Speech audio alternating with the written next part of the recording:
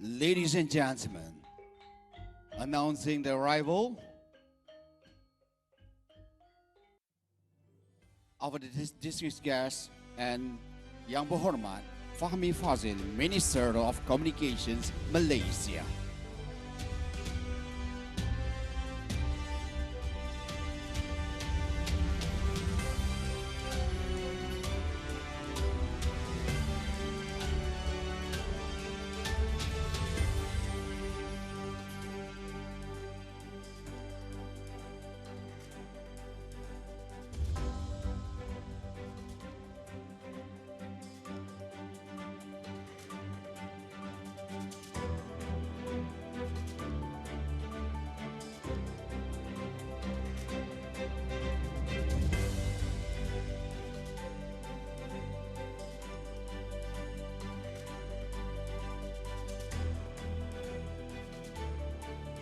Ladies and gentlemen, kindly take your seat. Thank you.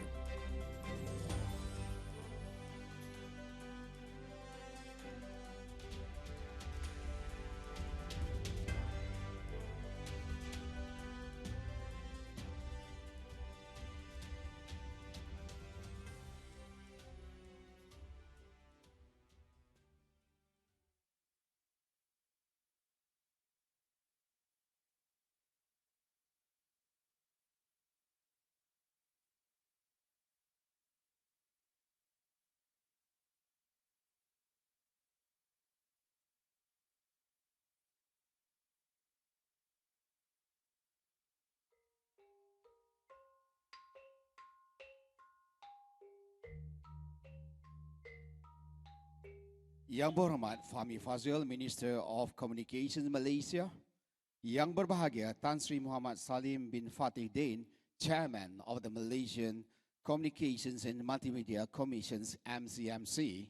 Yang berbahagia Dato' Haji Abdul Halim bin Haji Abdul Rahman, Deputy Secretary General, Security, Ministry of Home Affairs.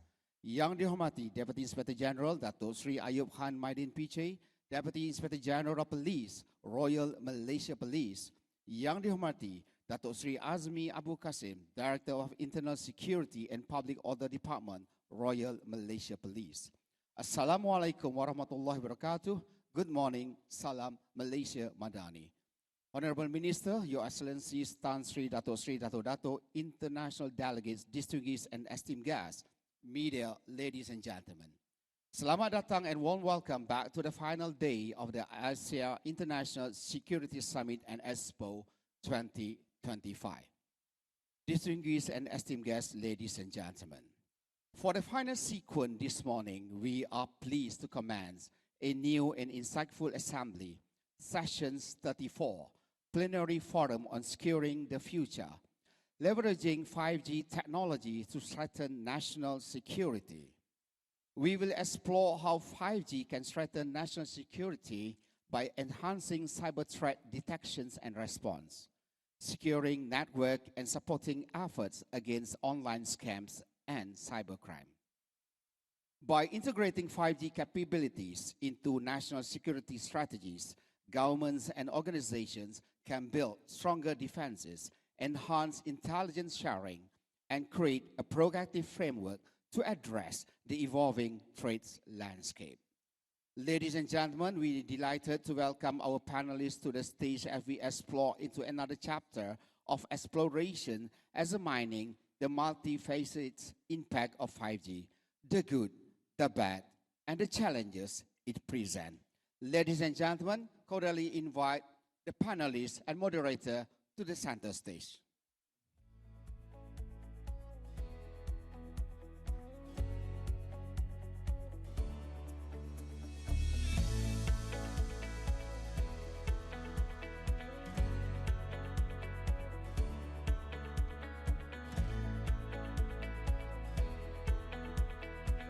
Ladies and gentlemen, allow me to introduce the panelists.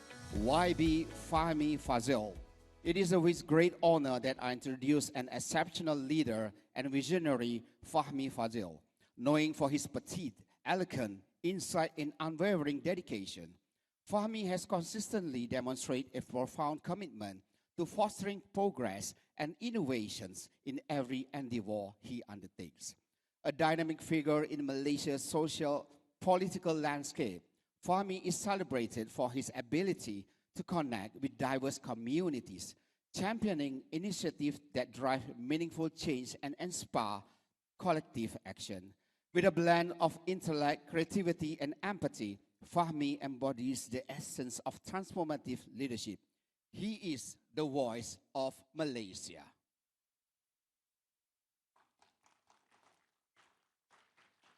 Secondly, Neil Tomkinson, Chief Information Officer of U-Mobile.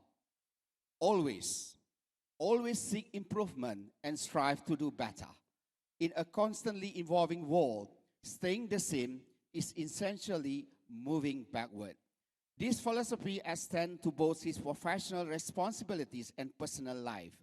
Neil also applies this mindset to his hobbies, most notably his ongoing pursuits of improving his golf game and to challenge Tiger Woods. Neil joined U-Mobile as Chief Information Officer in February 2018, bringing over 30 years of experience in telecommunications. Previously with MTN Africa, largest mobile operator, he holds a postgraduate certificate in CIO practice from Wits University. Neil is committed to maintaining a positive outlook and prioritize continuous self-growth. He firmly believes in this mantra. And the session will be moderated by Eneng Faridah Iskandar, Chief Enforcement Officer from MCMC, an accomplished communications and regulatory specialist with extensive experience in the broadcasting and telecommunications industry.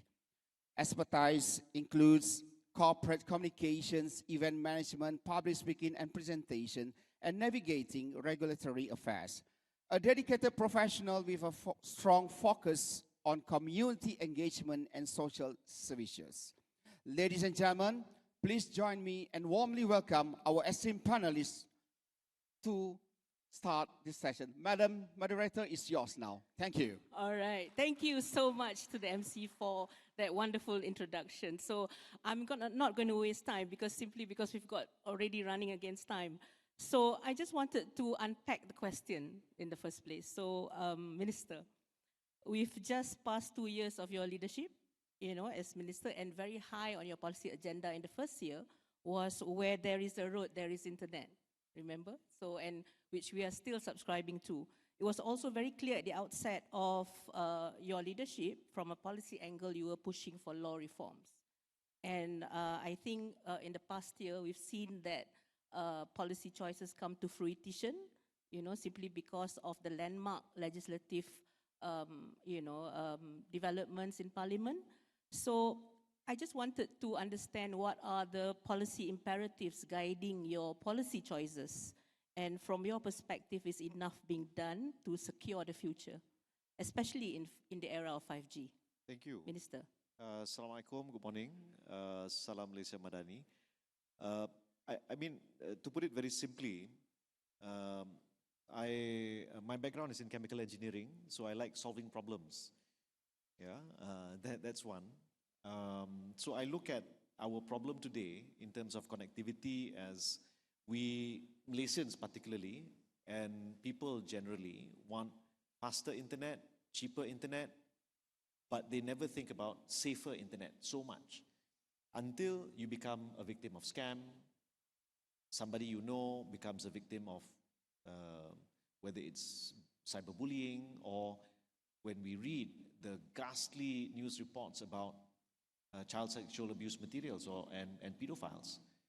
So it feels like my responsibility as a minister, as a leader, is to make sure that this connectivity infrastructure, this critical way for us to communicate, is made easier, is more widely available and accessible, but much safer.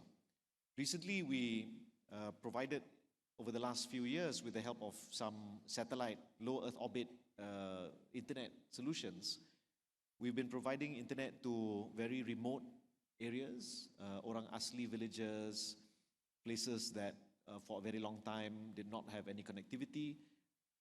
But the catch-22, the problem was, the internet became free or very, very cheap, but it also made those settlements, those villages, those communities very easily accessible by criminals. So how do we balance between solving connectivity, communication problems, but at the same time immediately helping people understand what they need to do to be safer online? I think that is, broadly speaking, what I intend to do for this year. So yesterday in Kelantan, we launched an online safety campaign. We want to target university students. We want to go to high schools and primary schools. We want to reach out to parents, show them how you can use social media for good, but there's also a lot of ill in social media. We want to tell teachers, please keep your children, your students off of your social media accounts. We want to get the future leaders of the country, the university students, to immediately understand the culture of being safe online. And we want them to help propagate this message into the rest of the wider community. So these are things that we will be doing, inshallah, for the rest of the year. And of course, we'll be supporting the initiatives of our friends and colleagues at KDN and also PDRM, inshallah. To recap I was asking in terms of, do you think enough is being done? Because we've seen so many, the CMA review, we are having ONSA, we have the Online Safety Act for, as well as the amendments to the penal code to address cyberbullying. There's also, within the government, there are also new legislative efforts in relation to cybersecurity and also data sharing. So I just wanted to have your take on that. Is that sufficient, do you think? I think a lot of our legislation needs to be updated. The Prime Minister at Davos highlighted how archaic legislation holds us back. But we can see that with this current administration, but also with the leadership in various agencies, including PDRM, working together more closely now, much more closely than ever before, I believe, we're able to identify loopholes, these gaps, and whether they are low-hanging fruit or much more strategic initiatives that we have to work on, including bringing pieces of legislation to Parliament. So we've been able to do quite a bit. I think there's a lot more to be done. The Prime Minister, for example, highlighted in his conversations in United Kingdom about how Malaysia needs to think about crypto. This is a very, very big field. We don't have proper legislation. We know that countries like El Salvador, for example, are ahead, but crypto is so, unless you look at things like base coin. So I think for a lot of us, especially Datuk Sri Ramli and the team, after this we'll have to be cracking our heads trying to understand what is base coin, what is stable coin, all of these no longer fiat or fiat or non-fiat kind of currencies. But that's where we can see a lot of transactions take place. How do we make sure that not to embrace, but how do we approach these kind of ways of transacting, communicating safely, understanding that criminal elements will always seek to exploit these gaps, the narrowest of gaps, in order to continue to perpetrate harm in society. Thanks, YB. I'll get back to you about that, the new approaches and across agency and ministry. But for Neil, I haven't forgotten you. Apart from trying to improve your golf game, you've worked your way up from, engineer to CIO and building different generational networks, from 2G, 3G, 4G, and now 5G. So like me, you've also lived through all these technological developments. And also the challenges each phase, poses in securing the network. So what's different now with 5G? I think what we see going forward is obviously the amount of crime is increasing. So inherently the standard in the network has got to improve. So 5G from a technology, when it was designed, was built with security in the ground up. So the encryption is now 256-bit encryption. The privacy is built in that nowhere in the network is anything in the clear. And then, of course, the authentication and authorization of end devices and peer nodes is also done to prevent man-in-the-middle attacks that we've seen before. So in terms of the pure technology, they've had to improve the security. Why? Because 5G is about critical applications, not only consumer. So fundamentally, we've gone from a consumer-centric design to a commercial carrier-grade enterprise focus. So security in terms of the architecture is better, but there's many elements to security. And then there's how do we operate and how do we practice and what is our mindset. And I'm pleased to say that, if you look over the last year, there's many improvements from the PDPA, the Communications Ministry Act improvement, which I believe was 26 years since that was last updated. So that's now strengthened. We've had the Cyber Act coming into place, and we've had MCMC's Code of Practice, or the instructional guide, which is appreciated. So you can see all of this is coming together to help us manage how we operate, how our suppliers operate, because this is a whole ecosystem. And then on top of that, we've got to get to what are we doing for the consumers. So in the last year, we implemented anti-scam for voice and SMS. No longer is any links and messages, because that was obviously the weak target, clicking links.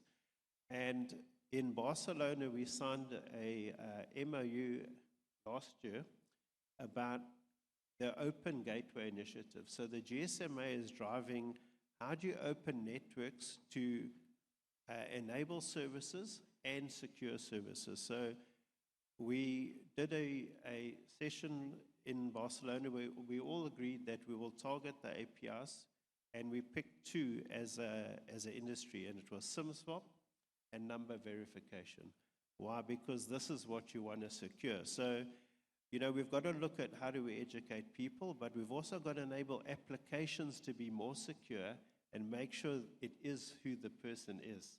So this is where all your banking crime comes in, because people do a SIM swap and then you're on another number. So we've gone to OTPs, now we're going into tap messages. So we're providing a way that third parties can query us and validate this is really the person. So we have to enable the security in the network and expose it for people to use. You mentioned in terms of security by design, so obviously in terms of what the consumer can expect as a 5G user, for example, but it's increasingly, as you mentioned, transitioning into more enterprise-based activities. In terms of national security, though, I mean, what are the kind of benefits, or perhaps what does 5G offer that can specifically help national security agencies, for example? What kind of solutions does 5G offer in that regard? So I think when you get to 5G, from the ground, we say we can slice bits of our public network and give private connections through the network. So really that's around providing a quality and knowing it's secure. We can go right down to private 5G, where it says dedicated nodes, or we can do a hybrid that says you're across the public network with a slice and a local breakout. So before we had a one size fits all, 5G allows a lot more configuration to allow the network to give more security in the design for certain applications that you don't want mixed up with consumer traffic. Because you can think of us as creating a separate enterprise network for dedicated applications. So, if the police were running a service across the network, we'd say, how do we secure that it really is separate and not mixed up in consumer traffic? We don't route the traffic back to our main internet connection points. We can have private interconnection points. So literally you now have virtualized network end to end.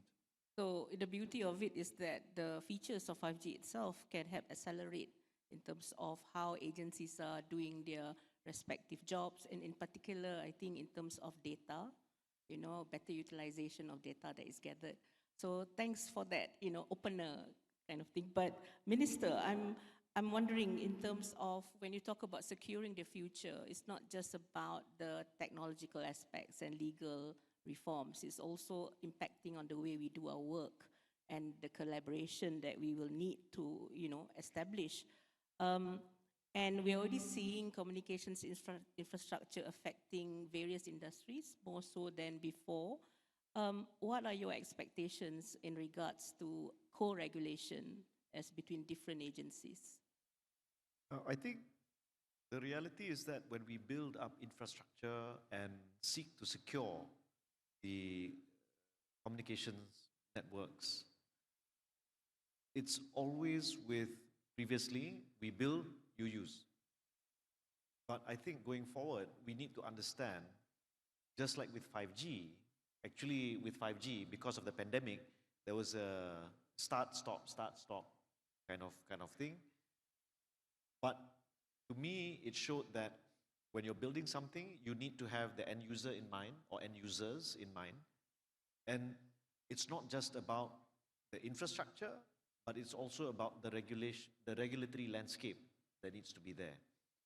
Which is why I'd like to just seg into something which we've started doing, and I hope this conference, for example, I hope it's something that can be a permanent fixture in the Malaysian calendar, because it's a very important field discussion. I think this is exceptionally timely, so congratulations, Datuk Sri Ayub, Datuk Sri Azmi and team. And inshallah, MCMC will be very supportive of this going forward. But I also feel that for MCMC, for example, there has been a lot of discussion with other regulators in the region to understand the kind of challenges that we are facing. We know, for example, G2G, P2P, but now we also have to talk R2R, regulator to regulator. If you all remember, when we announced that we will be licensing social media platforms because of the threat of crime mass migrating onto social media, one of the first regulators to contact MCMC was Ofcom of the UK. And we had invited Ofcom earlier in the year in May for a regulators roundtable. And at that time, we were talking about Online Safety Act, what they intend to do in the UK. So we announced that we wanted to license social media platforms. They really wanted to follow what we were doing. And then Southport happened. I'm sure the policing community, you know how fake news can travel exceptionally and exceedingly, excruciatingly fast. And the impact can be debilitating, can be destructive for communities, destroying trust that has been built up over decades.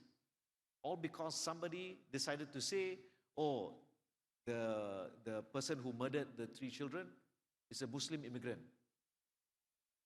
Just because of a simple lie that went all over the place. So when we understand the challenges that we face is not demarcated by geographical boundaries or political boundaries, but these are shared challenges. So I think in terms of co-regulatory build-up, it's not just between agencies within a jurisdiction, but it's also internationally understanding the challenges, because in my own limited experience working, trying to cajole, trying to pujo, trying to get big tech to be licensed in Malaysia. We had to work, the team had to work over Christmas. There was no year-end break for the team. And because we managed to do it peacefully, largely, I think there were a number of other regulators in the region who were interested to see how we did it. And I think this is the true value when we take you take a few steps back. We don't operate in a vacuum. Crime doesn't operate in a vacuum. Crime now has taken a more transnational nature, multi-platform, and taking advantage of multiple legal loopholes in various jurisdictions. So in order for us to tackle this these criminal elements, within each jurisdiction, various agencies have to team up, and across jurisdictions, not only agency to agency, but regulator to regulator. More discussion and more conversations need to be had. So inshallah, since Malaysia is chairing ASEAN, we convened a regulators roundtable recently. And I think the outcome of that, within ASEAN, we are 680 million people with a GDP estimated at 1.5, 1.8 trillion US dollars. We are not only a force to be reckoned with, we are more than 1.5 times the size of the European Union. One of the most exciting regions to be in, to be part of, and for those who wish to make money, to make money in, but to do it safely.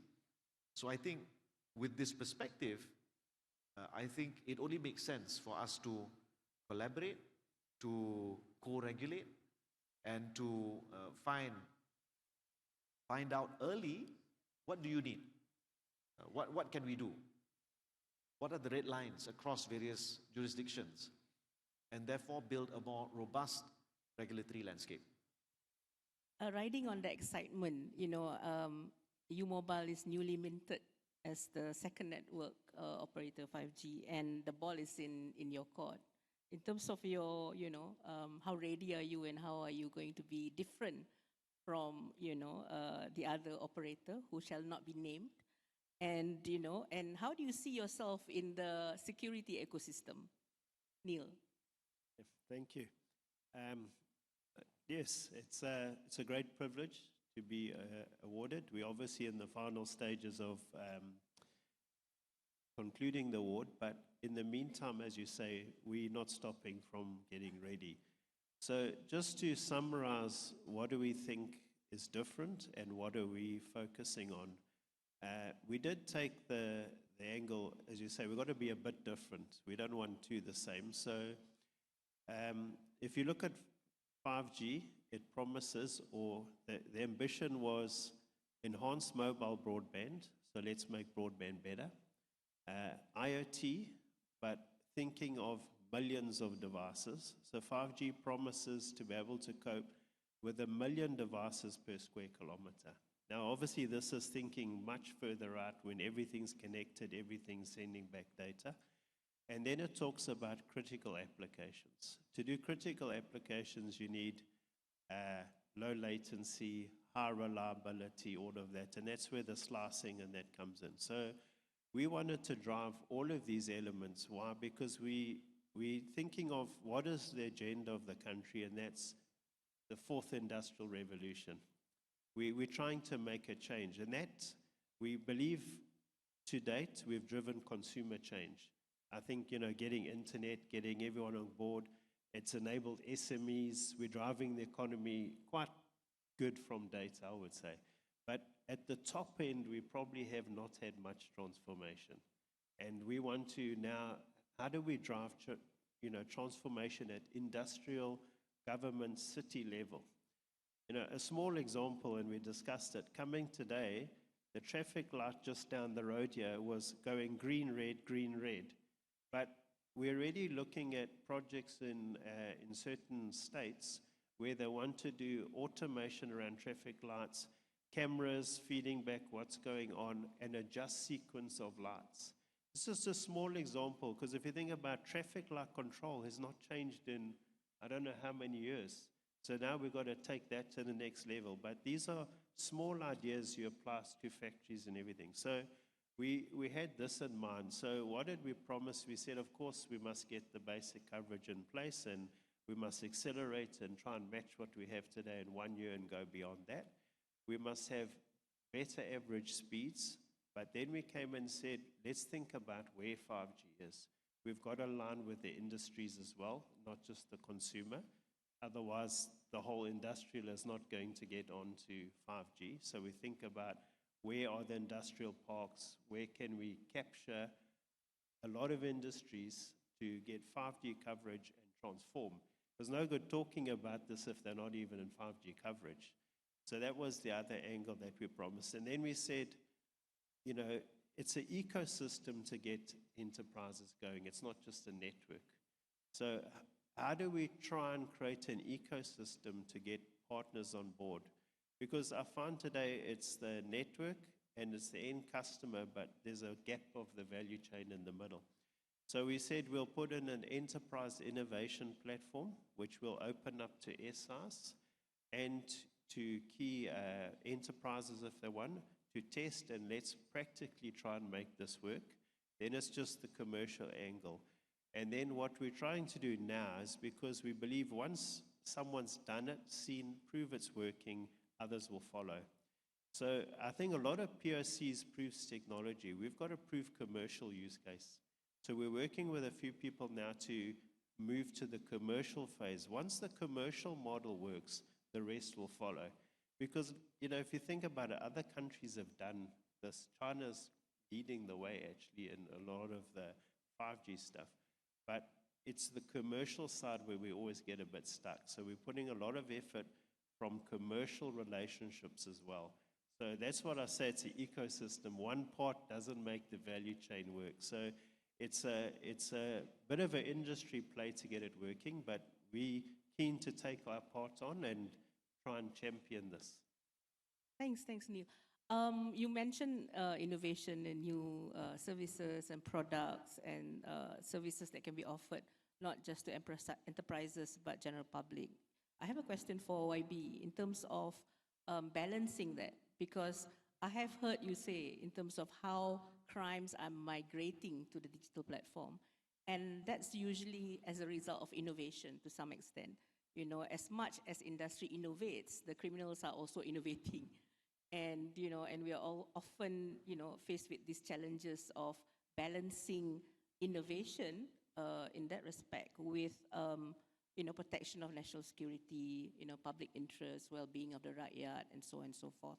So I just wanted, you know, your thoughts on that, you know, that balancing act, if you will. Yeah. In balancing the need to innovate and encourage industry development as far as possible, but at the same time, making sure that this innovation does not come at the expense of public safety, national security, and all that. So definitely we cannot have an over-regulated environment. So over-regulation is a real challenge for innovation. But what is over-regulation? That usually appears to be subjective.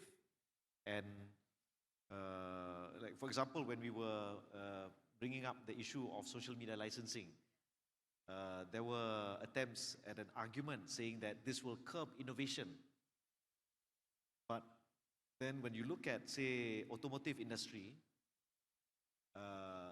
there's a lot of regulation, there are a lot of speed limits, there's a lot of safety regulation with regards to cars and other vehicles, but that doesn't stop automakers from coming up with electric vehicles, hydrogen vehicles, 4x4, all types of vehicles, because I think fundamentally they understand that there's a market for it.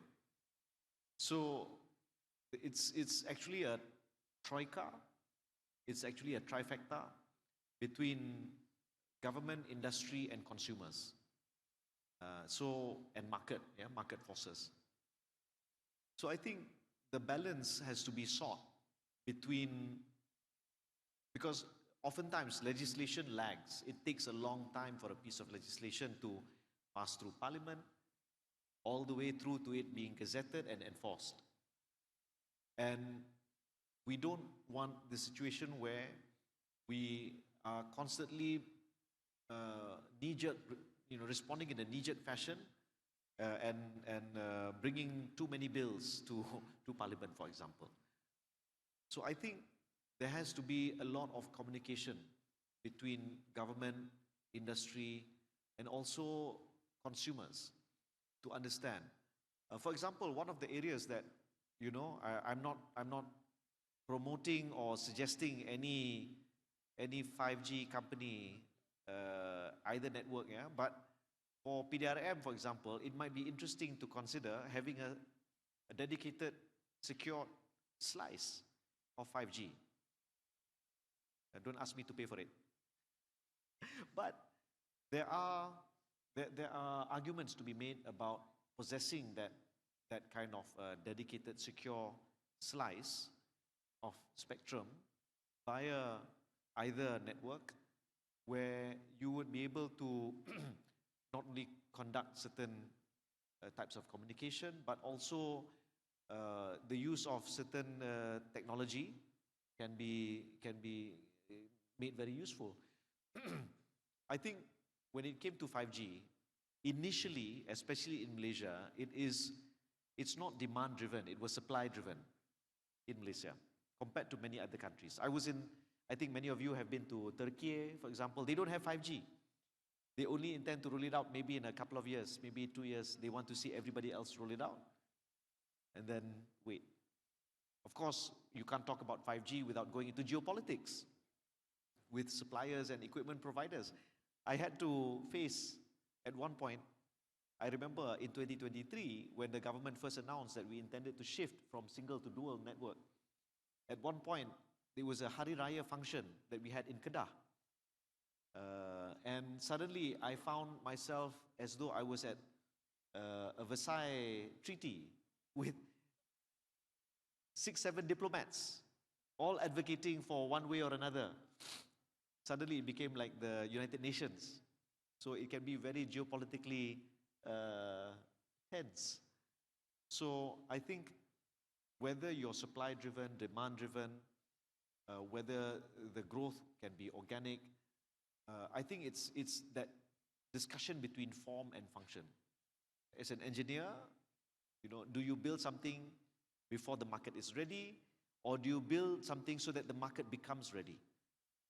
So I think this conversation is without end. Suffice it for me to say that in the Malaysian context, we are where we are. It's now because function currently follows or form, because we have already dedicated these 2 networks. It's really about making full use. We have spent a significant amount of money, especially in the first network. Thankfully, the second network, there will be no government is not spending anything. It's coming up from Neil's own pocket. No, just kidding. But it's about convincing markets, convincing consumers, yeah, to adopt and adapt. But I think from my point of view and from what I feel should be MCMC's point of view, it's easiest to explain this using the example of automotive industry. We don't need 6, 7 seat belts. We need 1 seat belt, right? We are looking at the highway, and companies like Mobile are building those cars, the kind of services that people will want. But if consumers are not convinced that they need an electric vehicle, a hybrid vehicle, an ICE vehicle, maybe they need a 2-wheeler, maybe they just prefer to walk. So we won't get involved in that discussion. It's really for markets to kind of decide. We pay attention, we see the value, we see the risks of these kind of technologies. And I have to say that a lot of our decisions now are based on data. I have to thank Datuk Sri Ramli and team for, and also the team, Datuk Sri Suhaili, the 2 departments that are instrumental in helping us convince broad society that social media needs to be licensed. I just saw a polling last few days. Generally, we have more than 60% support for social media licensing because people understood the argument that there needs to be a much safer and more secure form of communication, including on social media. So I think it's a little bit of a 1 step forward, 2 steps back, 3 steps forward, that kind of a tango.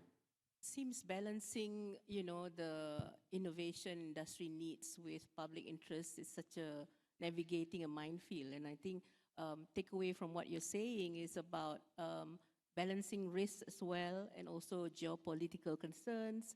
And at the end of the day, is very much data-driven decision making. So that's this is my last round of questions. So I just wanted Neil to excite us, in terms of what's coming up in the future, and what can the public and the audience here look forward to from offerings from U Mobile, perhaps? So just to recap a little bit, for consumers, we want to extend the coverage, make sure the average throughput is more than 100 megabits. We will focus on a lot of indoor, because today 5G is not so good indoor. So when you get to the main shopping malls, big things, you can't have 5G non-existent inside. And we believe we can accelerate quite quickly because we have infrastructure. So all we're doing is incremental upgrades.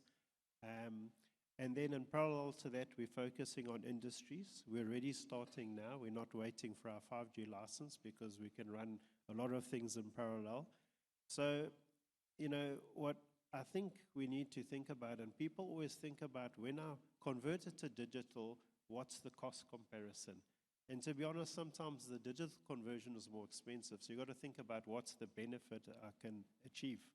And often the benefit is quite hard to quantify until you've done it a few times. So a little example we've done with our Felder colleagues in terms of the palm industry and fertilizer.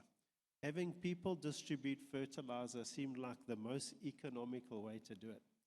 But when we've done it through technology, we could distribute more accurately, and the fertilizer saving was tens of millions a year.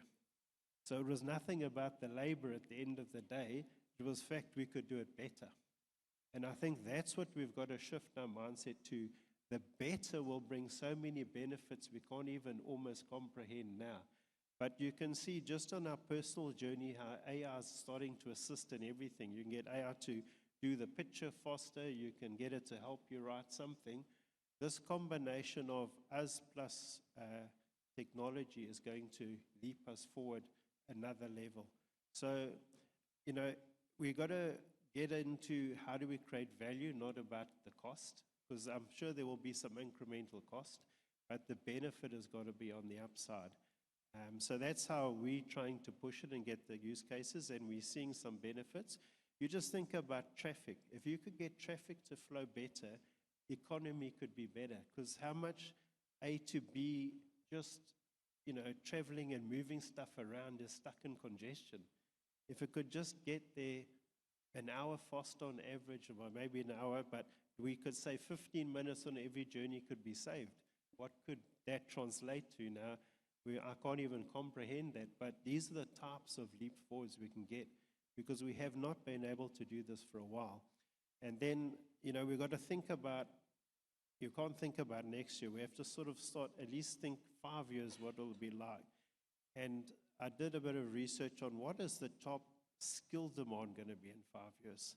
And 3 stood out far above the rest. Was cybersecurity, of course, because everything's going digital. That will need to be strengthened, but data and AI. So it's the more data you get, the more decisions you can make. And as soon as you make it digital, you have access to data that you never had before. So it's, if anything, you're going to collect more data and get more insights. So once we have data, we're in a power of knowledge. True.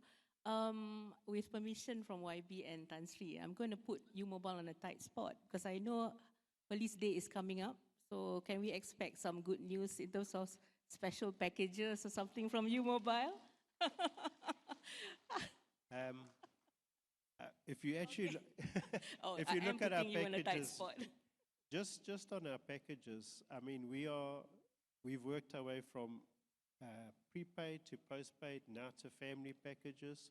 We're now attacking the family, we're attacking the SME market very aggressively, and East Malaysia we've done very well on. So, But certainly something special for Yeah. our men in blue, men and women in blue. So YB, closing thoughts. I know that you just launched the National Online Safety Campaign yesterday. And as far as securing the future is important in so much as regulatory law, collaboration, technology, it's also important to future-proof our citizens. What are your thoughts on that and hopes in this regard? We are only as fast moving as a society as the slowest elements in our society.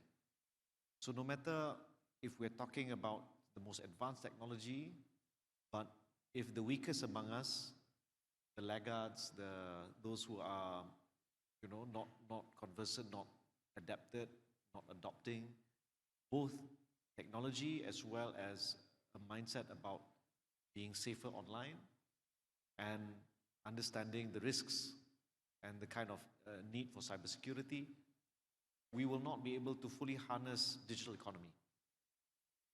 I think for agencies, security agencies, it's the part of the agencies that deal with communities, community policing, I feel is a very good place for us to have these kind of conversations with communities. Because many people, ordinary in society, generally there's high regard and respect and assurance with, in Malaysian society particularly, with police and police presence. So I think looking forward, I hope to be able to work more closely with PDRM, particularly the community side, about, and also we have a lot of our National Information Dissemination Centers, NADI, and there are a lot of policemen who are assigned to schools. And I feel that we need to identify perhaps influencers, maybe, from within the police to speak up more about being safer online. How do we change the mindset of a society that fundamentally, if you're leaving your house, don't forget to lock your door, but translated to being online? So what are the basics? How to protect your data, how to protect your personal information. I think this is an area that I'm really excited to work together, not only with PDRM, but also to see how other countries are adapting and adopting technologies to face new challenges. I think we learn a lot more by having conversations across different jurisdictions and not shutting ourselves out, but opening ourselves to these conversations. Thank you. Yeah, thank you, IB. Definitely something MCMC also very supportive of, and our collaboration with PDRM has gone on several years, and I hope to strengthen them further. So that concludes our fireside chat, although there's no fireplace here, but I hope I've kept you warm enough with the discussions. I'm sorry there's no time for questions, but nonetheless, I'm sure whatever inputs that you have, you can always let us know subsequently. So with that, thank you very much to our panelists. A round of applause to YB as well as Mr. Neil Tomkinson. You've been a wonderful audience, as well as, I'm very honored to be here. So thank you very much for your attention. Assalamualaikum warahmatullahi wabarakatuh. Thank you so much. Panelists, could you please wait for a while? We have a special session for you. We would like to, in showing our utmost appreciation, we kindly invite Yang Dihormati Datuk Pahlawan Sazali Datuk Kahar, the Commandant of the Royal Malaysia Police College, to usher Yang Dihormati Deputy Inspector General Datuk Sri Ayub Hanmadin Pichai to proceed to the center stage to present the token of appreciation to our panelists and moderator. To start, Eneng Faridah Iskandar.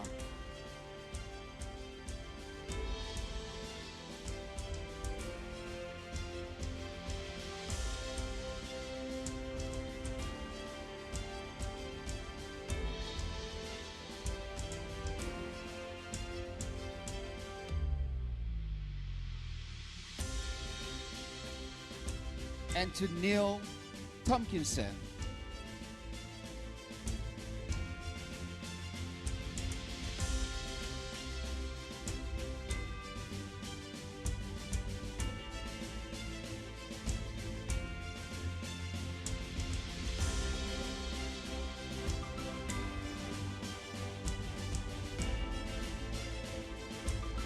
And yes, to YB Fahmi Fadzil.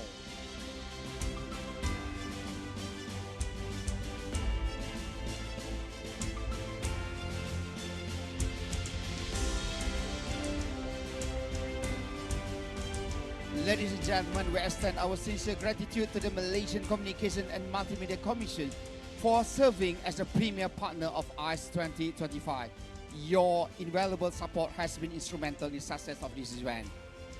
Ladies and gentlemen, and let us show our heartfelt appreciation with a thunderous round of applause for the remarkable panelists led by YB Fahmi Fadzil, the voice of Malaysia.